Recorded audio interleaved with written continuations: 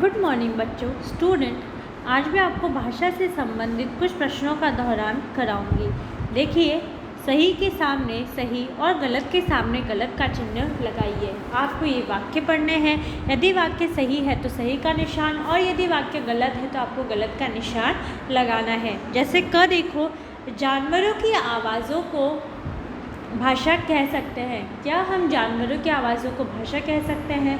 नहीं बच्चों, हम किसी भी जानवर की आवाज़ को भाषा नहीं कह सकते। भाषा जो है वो केवल मनुष्य ही बोल सकता है, तो इसमें आप गलत का चिन्ह लगाएंगे।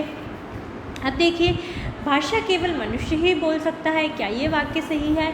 हाँ, ये वाक्य बिल्कुल सही है, क्योंकि भाषा जो है वो केवल मनुष्य ही बोल सकता है। अगला देखो, अपनी बात बोलकर कहना भाषा का लिखित रूप है।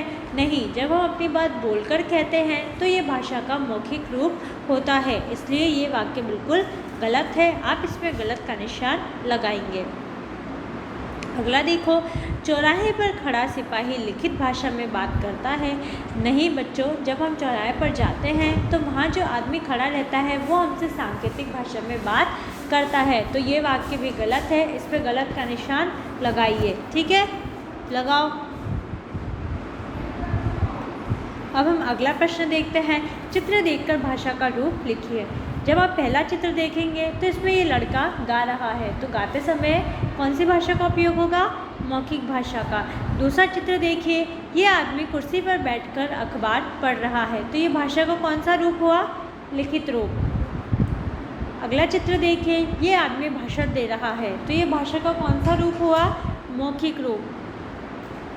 अगला देखिए, ये लड़का किताब पढ़ रहा है ना बच्चों, तो ये भाषा का कौन सा रूप हुआ? लिखित रूप। तो इस तरीके से मैंने इसका दोहरान कराया।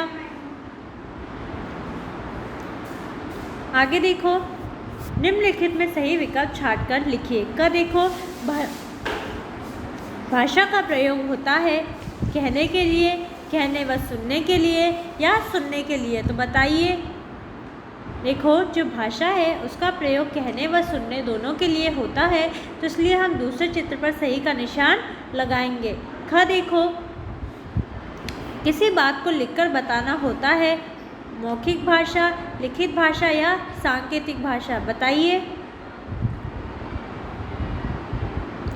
जब हम किसी बात को लिखकर बताते हैं तो ये भाषा का कौन सा रूप है? देखो, जब हम किसी बात को लिखकर बताते हैं तो ये भाषा का लिखित रूप है, तो आप दूसरे पे सही का निशान लगाइए। ग देखो, हमारे देश की राष्ट्रभाषा है हिंदी, अंग्रेज़ी या उर्दू। देखिए, हमारे देश की राष्ट्रभाषा हिंदी है। घ देखिए, हिंदी भाषा की लिपि है पहला रोमन, दूसरा देवनागरी या तीसरा फारसी, बताइए। हिंदी भाषा की लिपि कौन सी है? देखो, हिंदी भाषा की लिपि देवनागरी है, तो आप दूसरे पर सही का निशान लगाएंगे। ठीक है। चौथा देखो, खाली स्थान में लिपि का नाम भरिए। हिंदी कौन सी लिपि से है? देवनागरी लिपि में लिखी जाती है। अंग्रेज़ी कौन सी लिपि में लिखी जाती है? रोमन लिपि में लिखी जाती है। ग देखो, उर्दू कौन सी लिपि में लिखी जाती है? फारसी लिपि में लिखी जाती है। घ देखो, पंजाबी कौन सी लिपि में लिखी जाती है? गुरुमुखी लिपि में लिखी जाती है। तो बच्चों, इस तरीके से मैंने आपको निम्नलिखित पाठ से संबंधित पाठ्यपुस्तक के कार्य का दोहरान कराया है। आप इन कार्यों का अच्छे से दोहरान करिए, इसे समझिए और पढ़िए। धन्यवाद।